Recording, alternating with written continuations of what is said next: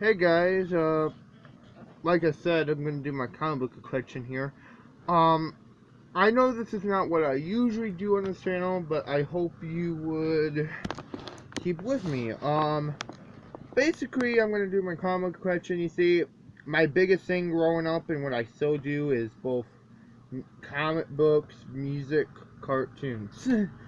Actually, I think cartoons sort of come first. Well, cartoons sort of come. I don't know. They're both equally. So yeah, first, I know this is sort of a weird choice to sort of start out with, but here we go. Sunday comics. I do collect a lot of these. I can't help it. I love Sunday comics. Um, I think I actually shown you some of my comic books before, but this is gonna be the one where I'm gonna show the most. Seeing how long this will be, you're gonna see a lot of Sunday comic books. I mean Sunday comics, sorry. Um, of course you get all your classics here. You get Charlie Brown. You get all these things. Yeah, Garfield and what you guys see everything here. Maybe not everything, but cool. Hey Garfield. Um, if I have to point out my favorite sorry, I'm trying, you guys. My favorite comic, so there has to be a mixture of both Charlie Brown and Dooneberry.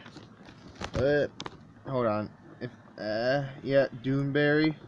And the reason for, I don't know, Dooneberry, I don't know, it's just, Dooneberry has that, I don't know if everybody knows this, but I like to talk about, not on this channel too much, but I like to talk about government and stuff, outside. I don't do too much on this channel just because, I don't know.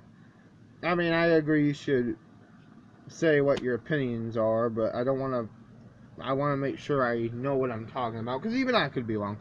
But, the reason why I love, Doonesbury is just because it talks on subjects I think even it's so relevant to today. Yeah.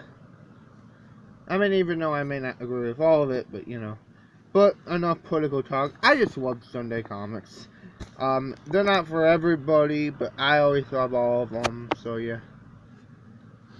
Here's my leaf point of the Spider-Man #1. Now, I just have to point out here, it's just not in the best of shape. I got this as a child.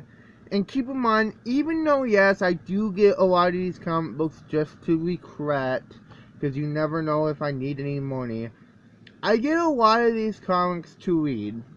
Because, that's what comic books are, right? They're like any other books to read. I mean, yeah, it's good to regret, but, it's also good to read. I think Ard Crumb, who is a underground cartoonist, sadly I don't have any of his comic books. I have one underground comic. Put it best, comic books are not supposed to be looking at the covers and just be put in the box somewhere. They're supposed to be read, and even though I do that, I'm not going to be a hypocrite. I probably read this book like thousands of times. I'm just going to take it out for you guys to see. I taped it, and it's not like the original, it's a weak point, so I don't know. Some of these I try to keep in the best shape, others I have to read. If you can sort of see, it's, yeah, not in the best, but I can't help it, guys. I need to read this book, it's just amazing. Stan Lee, and this was by Steve Ditko, it's probably cool. I actually sort of, Steve Ditko is a good artist, but I sort of like Jack Kirby more than I love Steve Ditko. And I don't, not in a bad way, nothing against nothing against Steve Ditko. I love, this is his art, Steve Ditko. Nothing against him, I love Steve Ditko. I don't know, I sort of like that sort of weird, psychedelic, avant-garde art, sort of like how Jack Kirby has. And don't get me wrong, Steve Ditko has some amazing art. What was like that. I just thought, Jack Kirby did this better. But, I know, I like his art, and this is his art. I actually try to catch some of his art, because some of you guys may or may not know, I would like to be an animator when I grow up, and I try to capture a lot of Jack Kirby, Steve Ditko, and other people's art work. This is pretty much Spider-Man's, not his first issue. His first issue is actually the Amazing Fantasy, number 15, but this is pretty much his, if you want to call it technically his first issue by his standalone name. Look at this artwork. I'm going to be honest with you guys. I'm a little bit of an editionalist when it comes to comics and art and like movies and music. I wish comic books still work like this. I'll be honest, I have some, but I don't like too much of the new comics just because I don't like that shiny paper thing. I like it, I don't know, that's just my opinion.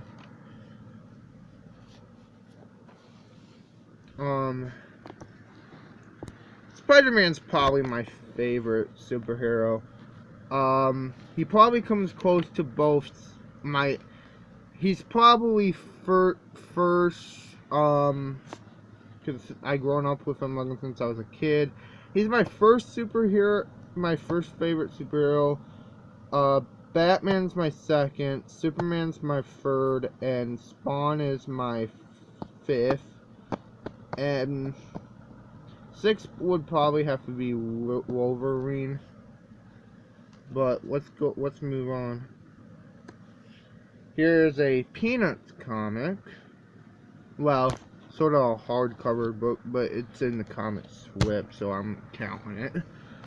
I actually sort of like this a lot. I'm a big Charlie Brown fan. I know not a lot of... here we go. Anyways, I know not... Sorry about that, but I know not a lot of people like Charlie Brown.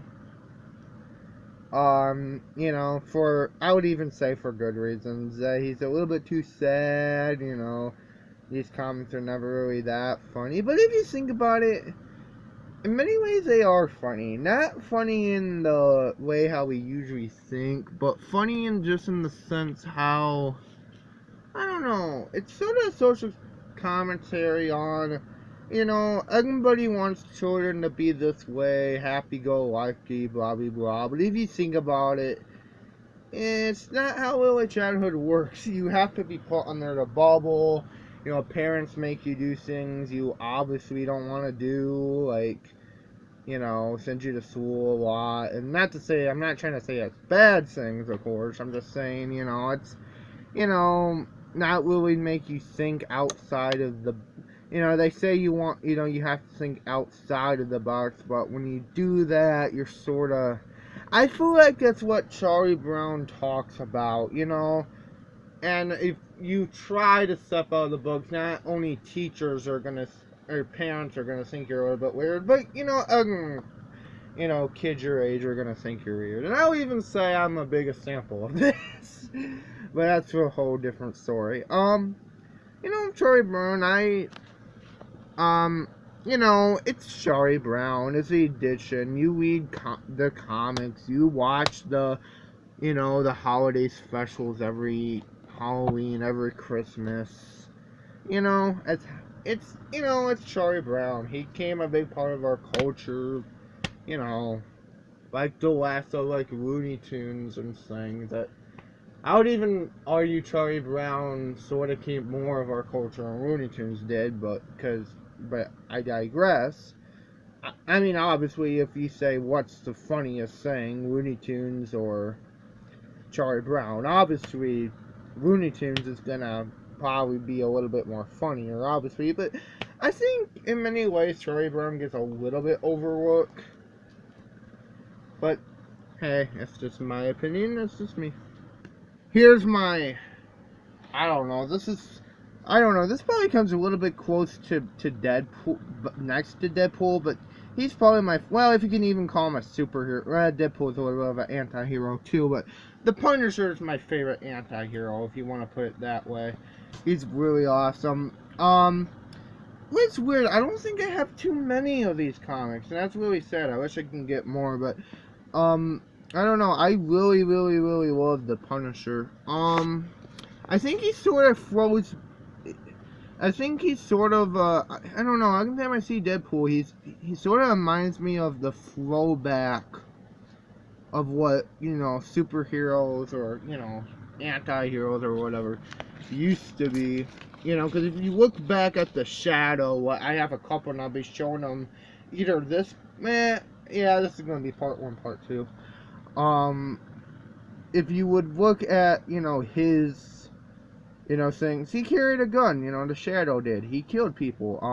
Early issues of Batman, what Saturday I don't have, because too much money. He carried a gun, you know, he shot people, he, you know, the Punisher. He's probably the closest thing what comes to a pulp hero. It's a pretty cool one. I don't know too much about this certain issue except for, hold on.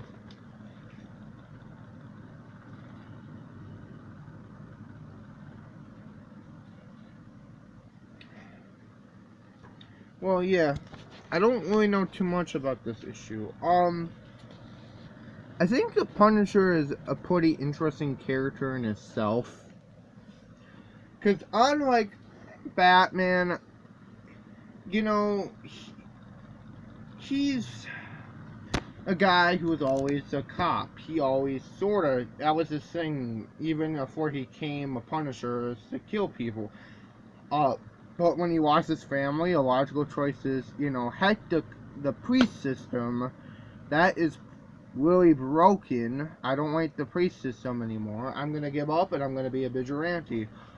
If you think about it in that sense, it sort of not only makes him an anti-hero, but it almost sort of makes him more of a anarchist hero, if you put it that way.